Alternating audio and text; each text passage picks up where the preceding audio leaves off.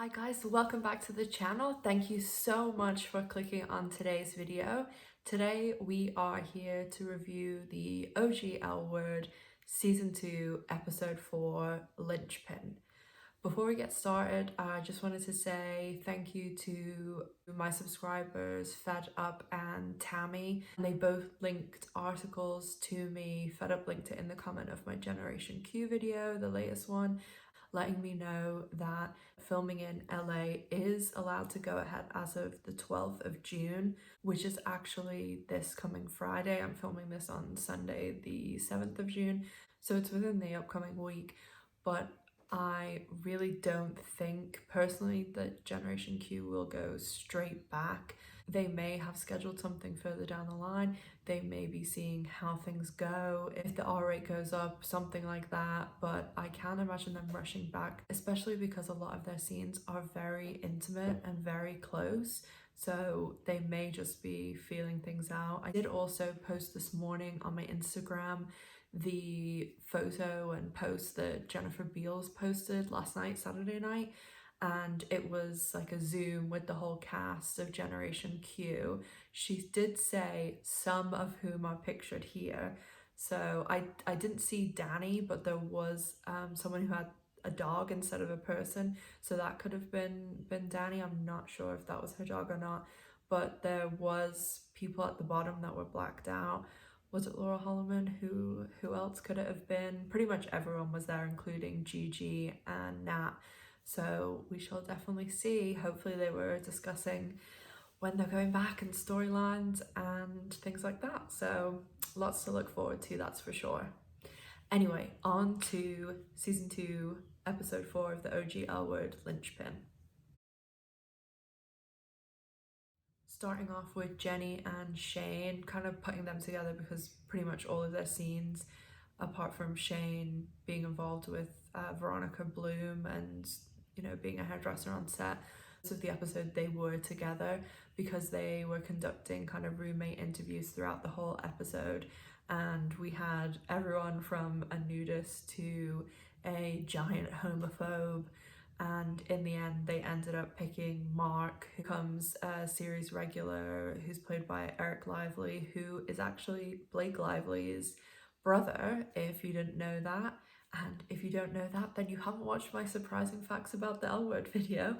I'm gonna link them both in the cards up here if anybody wants to check those out. But at the end of the episode, we do have Mark moving into the back, like Jenny's former studio, and he's making it into a studio, and he makes his money through those sort of videos that I guess younger people now wouldn't really know about them, but it would be like college girls gone wild and things, and literally see these adverts on like late night television for these videos. It sounds so weird thinking about it now, but then Jenny and he have a conversation and he's saying how he wants to do documentaries, and Jenny's like, oh, there isn't really a lot of call for that. And you know, now some documentaries just get insane exposure, and you know, people go crazy for them.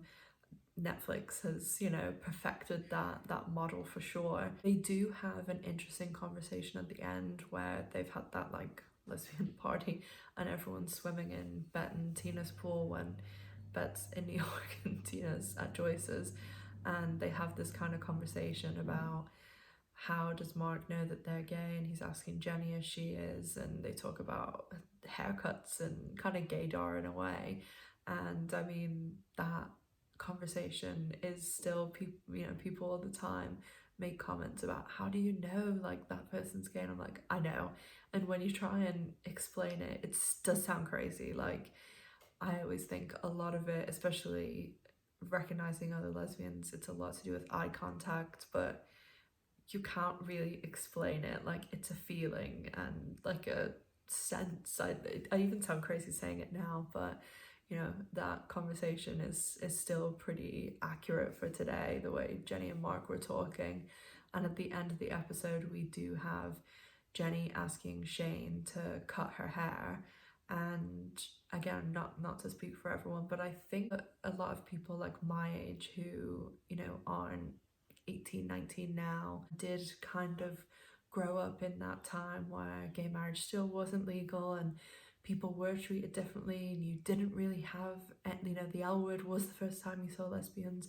I had this conversation with my sister actually yesterday, and we were just talking about everything that's going on in the world right now, and especially where I currently live. And I was saying when I was a teenager, before I'd lived in America, like when I was very young, and I never actually really knew anyone who was gay. And I remember thinking, I'm gay, this is something I'm gonna have to hide forever. And it's just very different now. But when I did come out, when I was like 20, I did have that typical, like, I cut my hair short.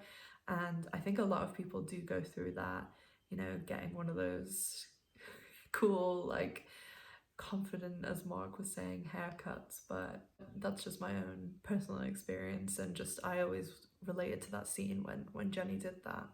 And there's a rare thing you will hear me say, me relating to Jenny on this channel. So Alice and Dana are still continuing their rules and strange wannabe together, but Dana's getting married to Tanya thing, and Tanya has actually set Alice up with this guy Chris that she knows from, I'm assuming, like work or something.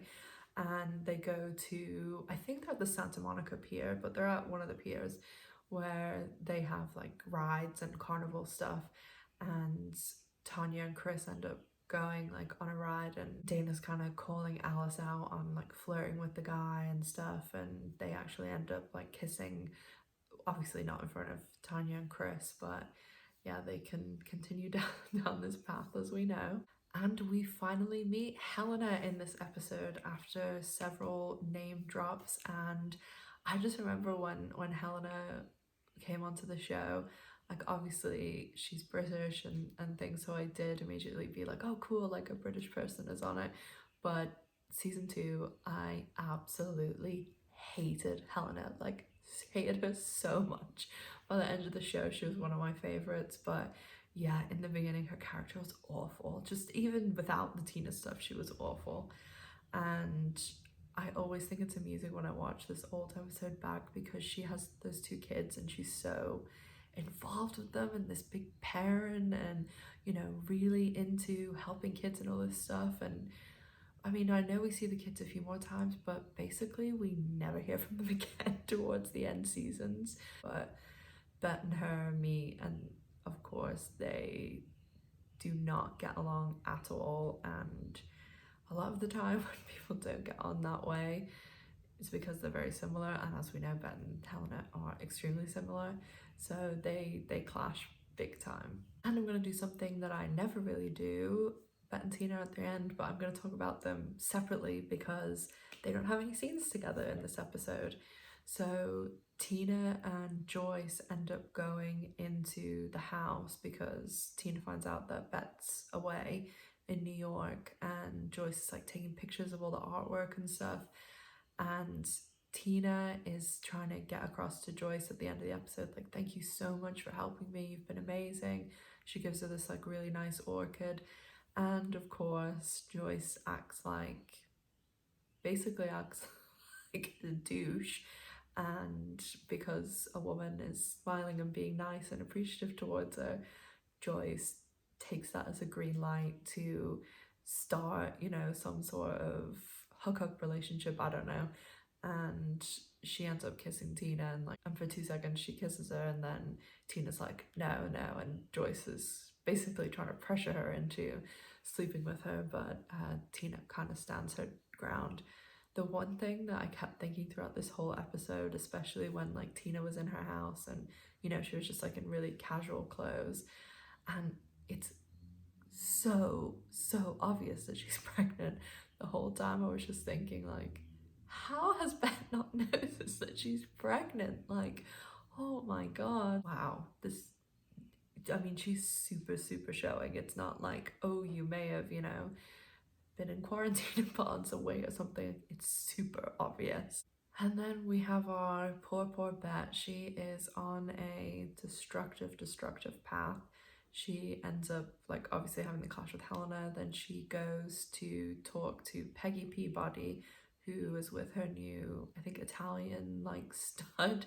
And Bette is standing there making that face that pretty much I make when, you know, a man at work is trying to tell me that they know more than me when they don't, or when someone's telling me about how hot some guy is, and it's that like, yes, okay, cool face. But yeah, Bet is not having a good time watching Peggy Peabody and her boy toy kind of suck face, and Bet decides the best thing is to go to a lesbian bar and get absolutely shit-faced drunk and hook up with this woman. The one thing I always notice about Bet when she has these like big meetings, like obviously she knows she's going to go and fight for the CAC and to get money from Peggy Peabody, and I mentioned this in the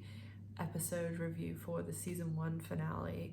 I'll link it in the cards above again. And when Bet goes to like these big art events too, she kind of does this thing that probably a lot of women do, because I know I do it, is she wears very different makeup and hair. Like her hair is always straight, and she always has like quite heavy dark eyeliner. Like her makeup always looks like absolutely awesome, but in my head I always just think it's kind of like this persona that she has to put on this mask and like be this kind of like strong, shit done like businesswoman. And it is something that she's probably had to do to be taken seriously, because I think any woman in a work environment, no matter what you do, but especially if like myself, you work in a very male dominated field, you do kind of have to put on a kind of mask shield to be taken seriously, especially with women and how they're viewed in business. Like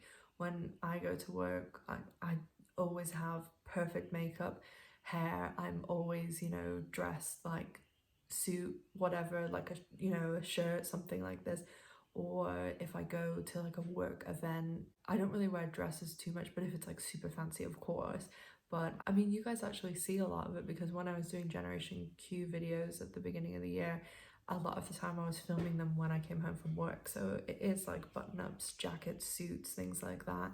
And I just know that no one would take me completely seriously if I wear makeup, or people who have like kind of a sloppier appearance or anything. Like it just, obviously men, you know, go through that too, and they have to wear like suits and ties and all these things, but I think that people are way harsher on women who, I mean, that's a fact.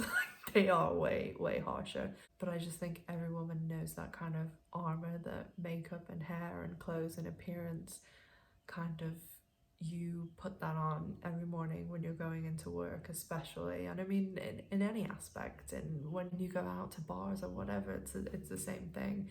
And I just find it so interesting. I would love to talk about like the psychology behind all like makeup and hair and those things, but definitely for another video. And the last thing with Bet was about the very end scene where she's kind of waking up the next morning and the woman she slept with is like in the bed, and she still has her like commitment ring on with Tina, and she's like playing with it on her finger, like taking it on and off.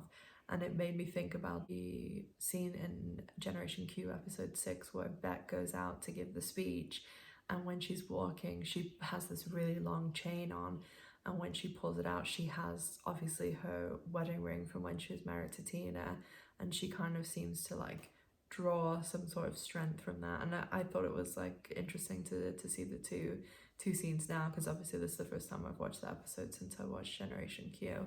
Overall, nice episode. I always like this episode because we see Peggy Peabody, we finally get introduced to Helena, and you know, we have everything building up for our next episode, and Bet finally realizing or being told something's going on with Tina. Also, don't forget to subscribe to the channel, and if you subscribe, like and comment on this video or any L Word video, you will be entered into a draw to win an L Word shirt. Don't forget to follow me on social media. I'll put everything up there for you guys. Thank you so much for watching, guys. Stay safe, take care, and I'll see you soon. Bye.